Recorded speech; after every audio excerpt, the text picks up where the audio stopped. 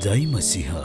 साँचो आनन्द नामक दैनिक उपासनामा यहाँहरूलाई स्वागत छ। आज मार्च 18, तदनुसार चैत्र 5 गते मङ्गलबार र आजको वचनको मुख्य खण्ड रहेको छ हिब्रू 6:17 र 18 पद।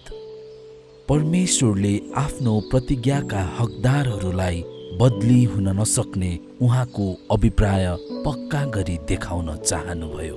उहाँले शपथ खाएर नै त्यो निश्चय गरिदिनुभयो। बदली हुन नसक्ने यी दुई कुराहरूमा परमेश्वर असत्य ठहरिनु असम्भव छ। यसै कारण हामी शरण लिनेहरूले हाम्रा सामु राखिदिएको आशा प्राप्त गर्ने ठुलो हौसला पाएका छौँ।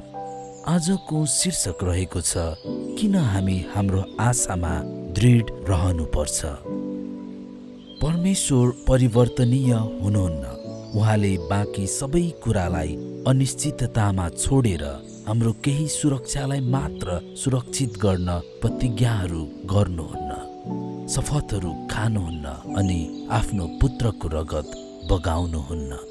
येशूले आफ्नो रगतद्वारा प्राप्त गर्नुभएको मुक्ति उहाँका मानिसहरूलाई बचाउने सबै कुरा थिए, केवल यसको एक भाग मात्र थिएन।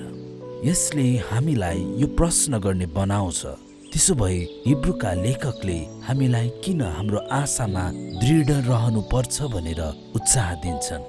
यदि दृढ रहने कुरा येशूको रगतद्वारा प्राप्त र अटल रूपमा सुरक्षित गरिएको छ भने परमेश्वरले हामीलाई किन दृढ रहन लगाउनुहुन्छ? यसको उत्तर यस्तो हुन आउँछ। पहिलो, ख्रीष्ट मर्नुहुँदा उहाँले हाम्रो लागि दृढताबाटको स्वतन्त्रता होइन, तर दृढ रहन सक्ने शक्ति खरिद गर्नुभयो।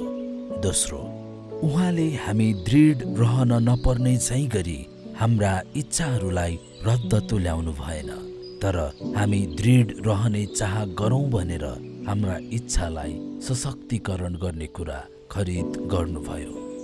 तेस्रो, उहाँले दृढ रहने आज्ञालाई रद्द गर्नु भएन, तर दृढ रहने आज्ञाको परिपूर्णता खरिद गर्नुभयो।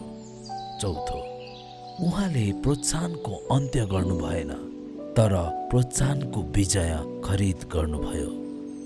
उहाँ मर्नुभयो, त्यसकारण तपाईँ पावलले चाहिँ सोच्नुहोस्, ती कुराहरूलाई पक्रनको निम्ति म अघि बढिरहेको छु जुन कुराको निम्ति ख्रीष्टले मलाई पक्रनुभयो। फिलिपी 3:12 पद। यो मूर्खता होइन, तर सुसमाचार हो। एउटा पापीलाई जुन कुरा गर्न ख्रीष्टले मात्र उसलाई सक्षम तुल्याउनुहुन्छ त्यो गर्न लगाउनु, अर्थात् परमेश्वरमा आशा गर्न।